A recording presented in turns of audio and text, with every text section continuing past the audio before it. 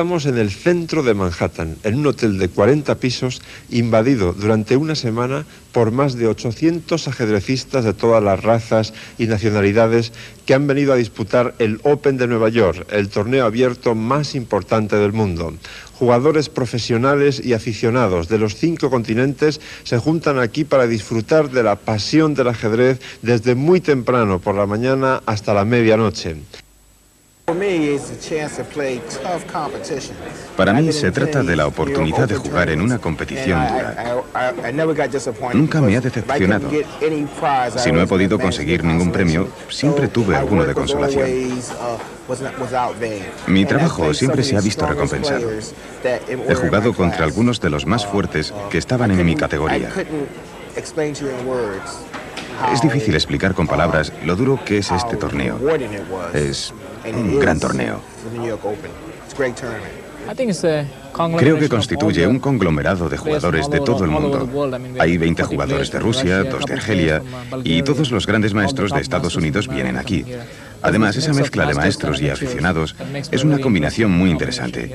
Es uno de los torneos más grandes. Es una especie también un poco de espectáculo, ¿no? Con el espíritu americano, ¿no? De hacer una cosa a lo grande, una cosa pues que atraiga a la gente, ¿no? Y sobre todo estos dos aspectos, ¿no? La gran cantidad de gente que acude a él, ¿no? De todas partes del mundo, de diversa procedencia y el espectáculo que es, ¿no? Ver las partidas ahí, no sé, yo qué sé, cuando acabas las partidas, pues la gente sigue jugando a rápidas y apuesta y esas son detalles que en otros Opens no se ven, ¿no? Y el autor, el alma mater de todo este tinglado, es un español, José Cuchí, que empezó con el Open de Nueva York en 1983 y todavía sigue haciendo felices a cientos de aficionados todos los años. Hace años empecé como aficionado en el ajedrez, primero como jugador, después cambié el giro y me convertí en organizador y se convierte en algo que es parte de mi vida hoy en día. Llevo ya 20 años haciendo, pero por supuesto me sigo haciendo la pregunta, ¿por qué? Y la respuesta la verdad es que no es fácil. Como es natural, me gustaría olvidar, y de hecho los olvido, los momentos duros, los momentos amargos que se pasan en todo torneo de esta magnitud, ¿no? Lidiar con 800 jugadores, o un número elevado de muchos países diferentes, con motivaciones diferentes, siempre crea innumerables problemas, a veces problemas que en el momento parecen terribles, pero efectivamente el tiempo lo cura todo y generalmente un par de meses o un mes después del torneo me olvido de los problemas y recuerdo las satisfacciones. Lo agradable es ver la calidad del torneo, ver que en un torneo abierto he conseguido atraer a los mejores ajedrecistas del mundo, que con frecuencia no participan en este tipo de competición, tener la conciencia de que el torneo ha obtenido una reputación en todo el mundo, curiosamente más en Europa que en Estados Unidos, por motivos muy diversos que sería muy difícil, llevaría mucho tiempo explicar ahora, y esto es posiblemente la satisfacción básica, el motor que me lleva a seguir con esta empresa.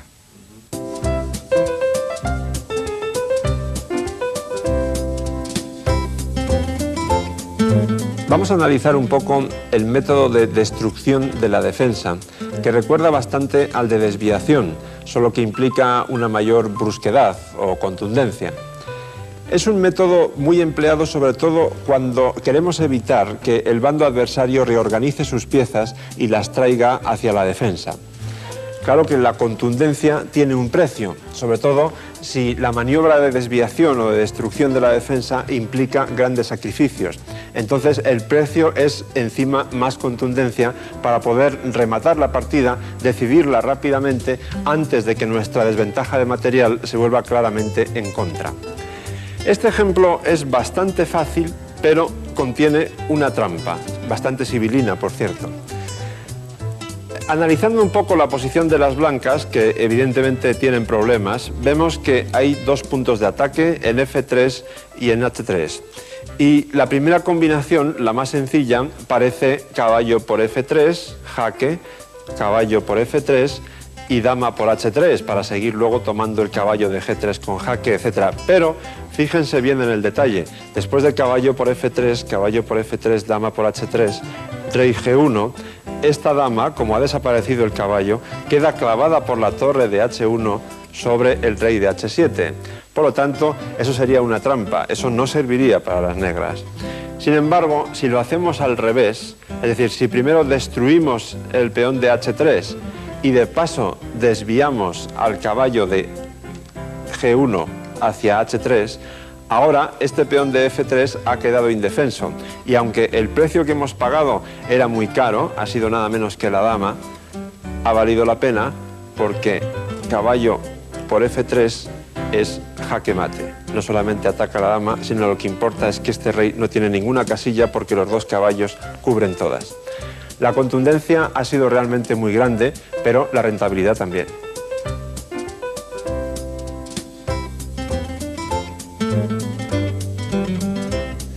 Alguna vez hemos hablado de los alfiles en fianqueto, aquellos que se colocan delante del rey enrocado en G7 o en G2, según hablemos de las blancas o de las negras.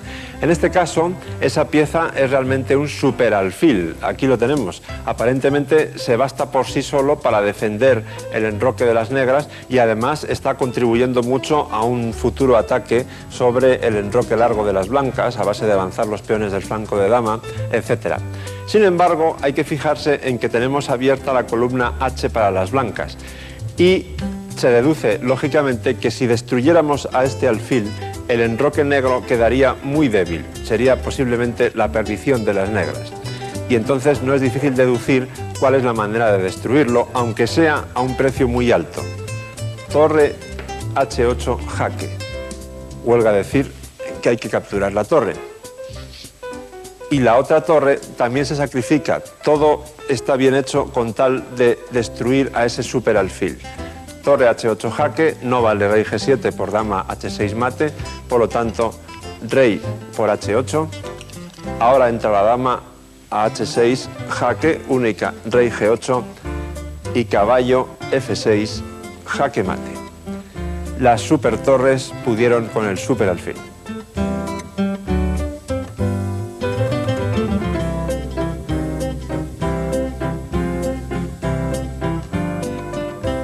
Vamos a ver en acción al gran Anatoly Karpov en uno de sus mejores días. Esta partida corresponde a su enfrentamiento con el italiano Stefano Tatay, que jugaba con blancas en el torneo de Las Palmas de Gran Canaria de 1977. Si las blancas tuvieran un par de tiempos para poder enrocar y colocar, por ejemplo, el caballo en E3, su posición estaría más o menos bajo control. Sin embargo, mueven las negras, para quienes lo ideal sería al mismo tiempo abrir esta columna que ocupa la torre, la columna E, en rayos X sobre el rey blanco, y destruir esta pequeña pieza defensiva en E2, que es uno de los pocos baluartes que evitan que el rey blanco sea masacrado inmediatamente. Pues bien, eso se puede conseguir con una jugada de gran impacto, que es precisamente la que hizo Karpov. Dama D3, entregando la dama. Por supuesto, las blancas podrían optar por otras variantes en lugar de aceptar el regalo de la dama, pero tampoco se salvarían de la tortura. Por ejemplo, después de caballo E3, dama por C2, caballo por C2, alfil por B2 y la posición blanca se derrumba. Quizá convenga que ustedes congelen la posición y puedan comprobar en su casa estas pequeñas variantes que les estoy dando. En lugar, como digo, de aceptar el sacrificio de la dama, las blancas podrían, por ejemplo, capturarla con la suya, dama por D3, pero entonces después de E por D3 se amenaza este peón, habría que avanzarlo a E3, entonces E2 jaque, rey D2, esta torre da jaque en D8, rey E1 y después B por A3 y no se puede tomar con la torre porque torre por D1 es mate. Esta variante, por ejemplo, como es un poco larga, quizás mejor que la comprueben en casa. Vamos al grano. El caso es que Tatay tomó la dama en D3 a ver si por casualidad había algún fallo en los análisis de Karpov, cuya respuesta fue, por supuesto, E por D3 jaque, rey D2, torre E2 jaque, rey por D3, Se incorpora la otra torre al ataque, torre D8, jaque. Esta torre está defendida por el alfil, por lo tanto no hay muchas jugadas. Rey C4, torre por C2, jaque. Rey por B4. Y ahora una jugada realmente de clase magistral, un toque de distinción.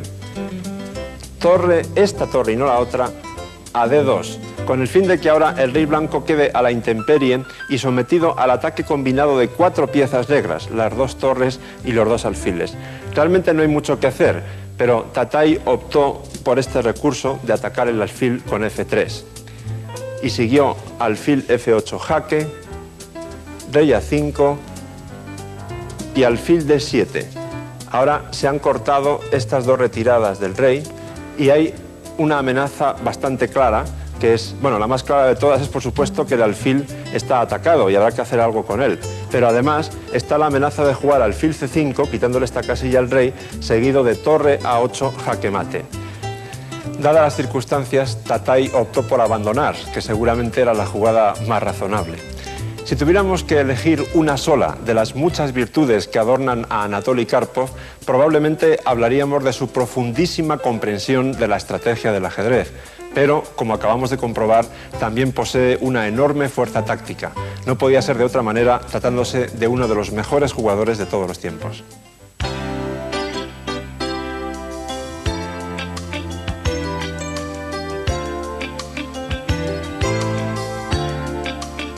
Anatoly Karpov, soviético, le tocó la pesada tarea de recuperar el honor nacional. Fue campeón indiscutible durante 10 años, hasta 1985, tras convertirse en un héroe por derrotar al disidente Korchnoi. Su profunda concepción de la estrategia solo es comparable con la de Capablanca. Al igual que su sucesor, Kasparov, es sin duda uno de los mejores de todos los tiempos. Creo que Karpov es el primer campeón que combina diferentes cualidades. Creo que tenía mucho de Lasker, la grandeza psicológica de Lasker, la pureza de Capablanca y la inquietud de Botvinnik.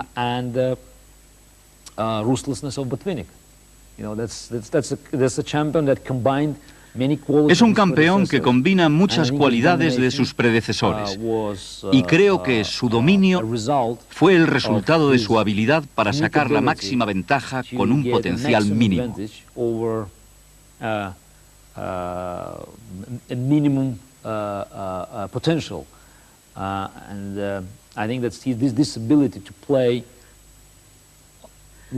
Creo que esta capacidad para jugar con los mínimos medios disponibles en el juego le ayudó a ser el primero durante un largo periodo de tiempo.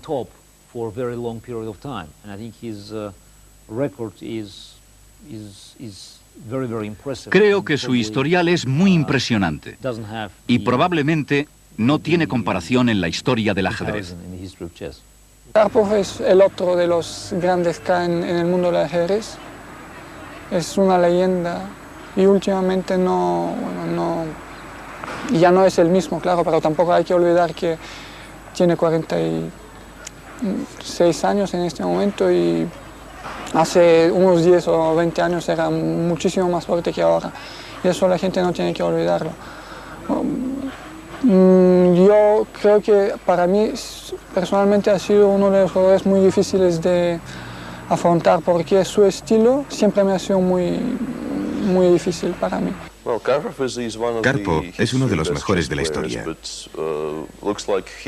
y parece que nos quedamos sobre todo con la palabra historia. Creo que sus resultados en la actualidad no son los que se esperarían de alguien como él. Pienso que él mismo lo sabe. Nos quedaríamos con el Karpov de los años 70 y 80. Pero como jugador de finales de los 90, no es tan admirable.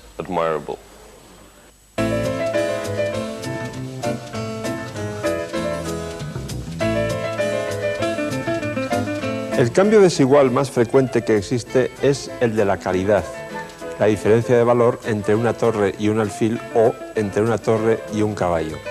Por supuesto, la torre vale más que una pieza menor, pero en muchos casos un alfil o un caballo bien centralizados son más valiosos que una torre pasiva. Y lo que también suele pasar con bastante frecuencia, pero esto ya en el terreno psicológico, es que el jugador que cuenta con calidad de ventaja piensa que tiene más ventaja de la que en realidad tiene, como ocurrió, por ejemplo, en esta partida jugada nada menos que en 1913, entre Capablanca con las negras y Mieses, uno de los mejores jugadores de la época, con blancas. La realidad es que Capablanca en esta posición, si no está perdido, le falta poco. Tiene calidad de menos y Mieses podría haber cambiado las damas en C6 y después pues tal vez entrar con la torre en E7. Lo que ocurre es que tal vez Mieses pensó que después de dama por C6, B por C6, torre E7, alfil B6 protegiendo ese peón seguido de rey F8, no era nada fácil convertir esa ventaja de calidad en victoria. Dicho en pocas palabras, yo estoy segurísimo, o casi segurísimo, de que si las blancas las hubiera tenido, por ejemplo, Karpov en lugar de Mieses, Capablanca hubiera perdido esta partida de esa forma, porque la realidad, objetivamente, las blancas deben ganar. Mieses optó por seguir atacando y jugó torre de 5, evitando el cambio de damas.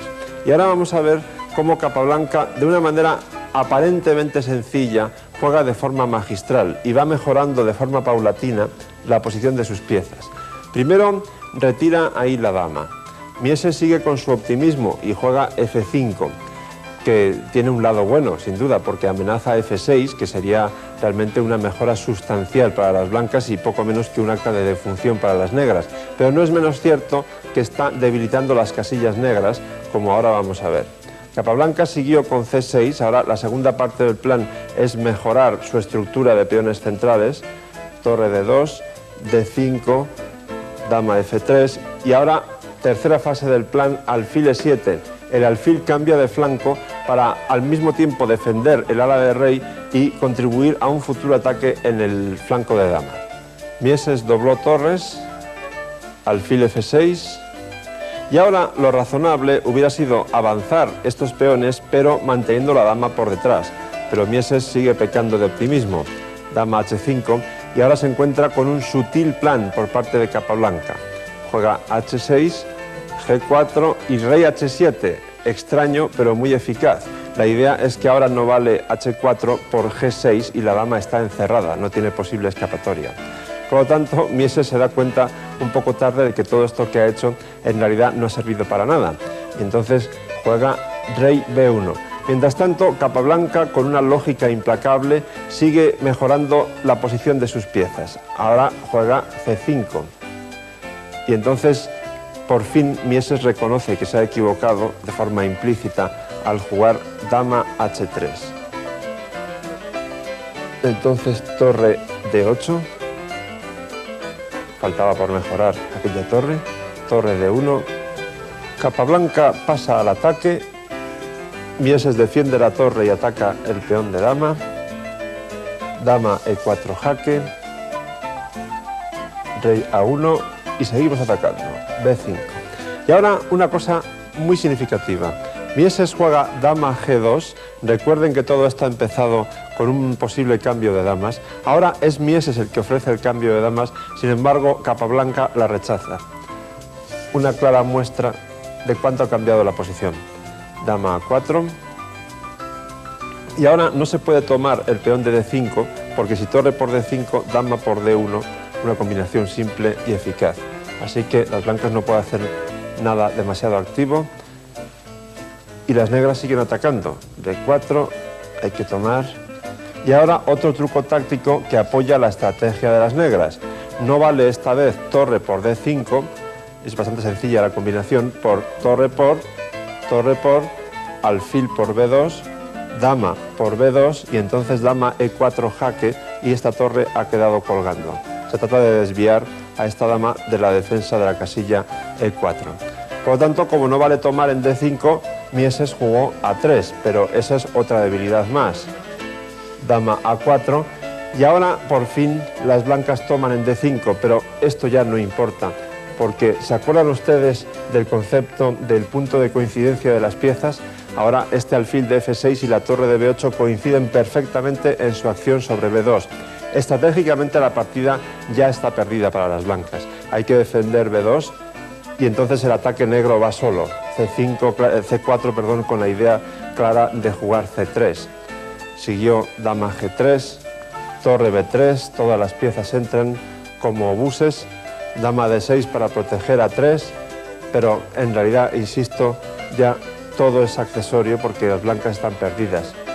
C3, torre C2, este peón entra hasta la cocina, torre D3, y ahora una jugada muy elegante como toque final.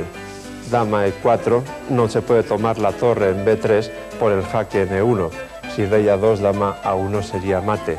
Mieses intentó una cosa más, torre D1, pero después de torre C3, aprovechando la clavada de la torre en C2, abandonó. En fin, una auténtica masacre, pero no lo olviden que esto empezó a partir de una posición en la que Mieses tenía calidad de ventaja, pero se confió en exceso.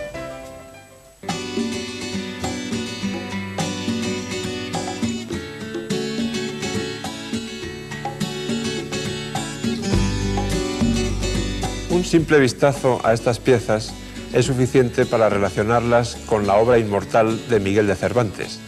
Tenemos a Don Quijote como rey, Dulcinea es la dama, Sancho Panza representa al alfil, los caballos son Rocinante y las torres, evidentemente, los molinos.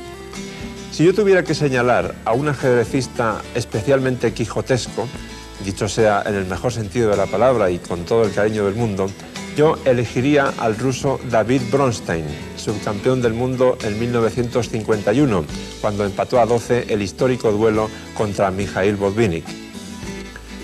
Tuve el enorme privilegio de conocer a Bronstein y de convivir con él en algunos torneos. Un hombre realmente entrañable, un apasionado amante de la belleza, la buscaba incluso por encima de los resultados, como veremos ahora mismo, y un jugador maravilloso porque pertenece a ese reducidísimo grupo de lo que llamamos campeones sin corona, es decir, jugadores que merecieron el máximo título, pero por diversas circunstancias no pudieron lograrlo. Bronstein disputó esta partida en 1965. Era una época en la que él estaba todavía lleno de energía. Se trataba del campeonato de la Unión Soviética, él jugaba con negras y su rival era Bakulin. Bakulin jugó E4 y Bronstein jugó la defensa Caro-Kann, es decir, C6. Pero no nos engañemos, aunque esta defensa, puesta de moda en años más recientes, sobre todo por Anatoly Karpov, tiende hacia esquemas muy conservadores, el conservadurismo es un concepto completamente antitético con Bronstein, pero lo vamos a ver enseguida. D4, D5, caballo C3, D por E4 y caballo por E4. Aquí lo normal es la jugada alfil F5 o bien, como ha puesto de moda Karpov, caballo D7. Pero Bronstein evidentemente tenía otras ideas mucho más incisivas y juega caballo F6. Las blancas lógicamente toman el F6 para doblar un peón de las negras y las negras recapturan con el peón de G. Y merece la pena fijarnos en esta posición porque ya de alguna forma está definiendo lo que va a ser la partida. Al jugar G por F6, las negras abren la columna G para atacar un eventual enroque corto de las blancas, no solo con una torre colocada en G8, sino también con el peón que ahora está en H7 y que puede ser avanzado para minar ese enroque blanco. Por otro lado, eso quiere decir que las negras planean claramente enrocarse en el lado opuesto, en el enroque largo. Por su parte, las blancas lógicamente tienen una estructura de peones muy bien definida, armónica, y bueno, en principio no tienen grandes problemas ni debilidades. La partida sigue con alfil E3, alfil F5, dama D2, E6, las negras van preparando poco a poco el enroque largo, caballo E2, mientras las blancas desarrollan normalmente, caballo D7, caballo G3 atacando el alfil, alfil G6, alfil E2, las negras quitan la dama para poder enrocar cuanto antes, dama C7. Ahora Bakulin toma una decisión delicada, tal vez errónea, aunque no estoy seguro. Juega enroque corto lo cual quiere decir que al parecer no tiene miedo de que las negras le ataquen, como hemos dicho antes, por la columna G. Claro que también, al enrocarse en corto, las blancas planean atacar el eventual enroque largo de las negras en el flanco de dama. Pero igual hubiera sido bastante más sólido, en previsión de lo que pudiera pasar, enrocarse en largo. Pero en fin, el hecho es que decidió enrocarse en corto y que inmediatamente las negras jugaron H5. Siguiendo el plan que hemos señalado antes. Torre F de 1, H4, continúa el avance, se ataca el caballo, se mueve a F1 y H3. Para no abrir la columna H inmediatamente, lógicamente las blancas tienen que jugar G3. Fíjense en este peón de H3, es una cuña metida en el enroque blanco que va a jugar un papel bastante importante en el transcurso de la partida.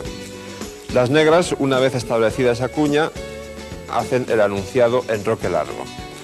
Las blancas ganan espacio en el flanco de dama y en el centro con C4. Bronstein bloquea eso con C5. Las blancas ganan espacio todavía más con D5. Y Bronstein sigue con su táctica de bloqueo en el centro para poder atacar cómodamente en el flanco de rey. Es un principio bastante establecido que para poder atacar en un flanco conviene antes bloquear el centro, con el fin de que el adversario no pueda contraatacar en el centro desde donde puede dominar todo el tablero. Ahora viene una jugada muy significativa. Bakulin juega torre A, C1. Yo no tuve el gusto de conocerle, pero me atrevo casi a asegurar que el carácter de Bakulin debía ser muy pacífico, muy tranquilo. Porque si no, en esta posición, él ya le hubiera dado marcha, le hubiera dado vidilla a la partida jugando inmediatamente B4, con la idea de que si las negras juegan C por B4, se avanza C5, se gana espacio y se hace que el ataque de las blancas también funcione. Porque como hemos visto hasta ahora, el ataque de las negras es en principio más fácil y sobre todo más rápido, que va a ser el factor crucial de esta partida. Bronstein de momento sigue con jugadas muy naturales, hace F5 y por fin Bakulin se da cuenta de que o hace algo de una vez o le van a freír por el flanco de rey. Entonces hace por fin B4. Bronstein juega alfil de 6, todo normal de momento. Y aquí hay otra decisión de Bakulin bastante discutible. Yo me atrevería a decir ya que esta es errónea. Juega F3 para sujetar un poco el avance de los peones negros, pero ya puestos creo que hubiera sido mejor jugar F4 y bloquear ese peón que ahora está en F5 de las negras.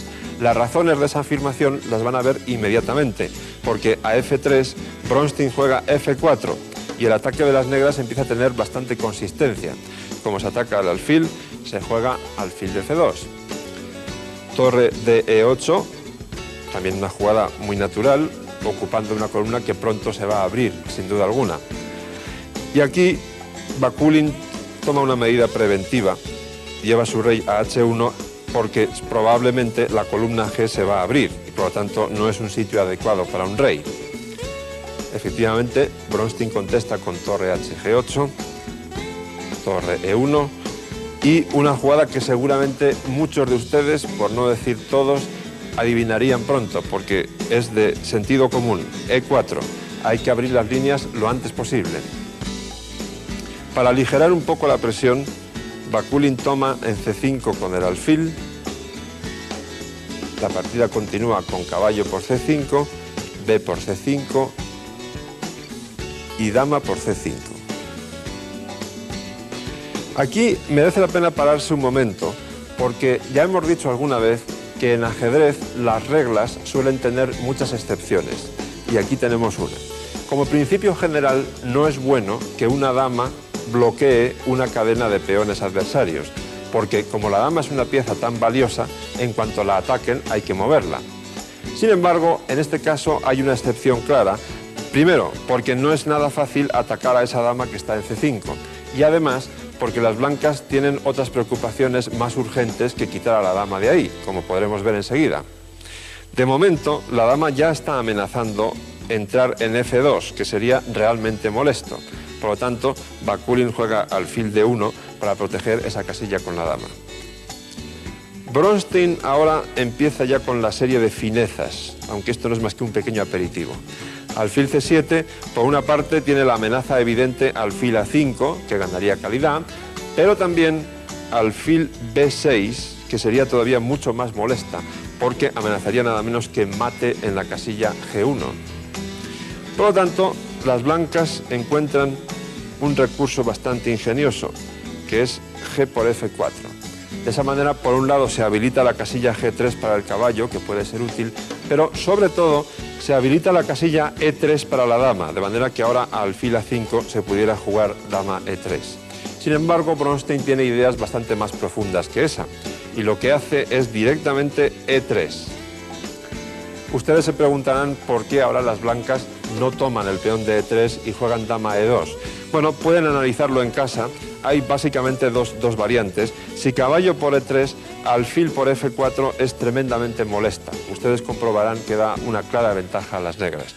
Y todavía más clara es la ventaja después de torre por E3 y si se cambian todas las piezas en esa casilla. Es decir, la variante sería torre por E3, dama por E3, dama por E3, caballo por E3, alfil por F4, clavando el caballo, única defensa, torre C3, y entonces la torre que le queda al negro va a E8, atacando dos veces el caballo y sobre todo, en una fórmula, digamos, de rayos X, apuntando hacia un eventual mate en la casilla E1 en cuanto se mueva el caballo. Es decir, Bakulin vio todo eso y optó por jugar dama E2. Y fíjense qué curioso, ahora sí tenemos un ejemplo claro de por qué no hay que colocar una dama bloqueando un peón adversario. Esta dama sí es una mala bloqueadora y ahora Bronstein lo va a demostrar de una manera magistral.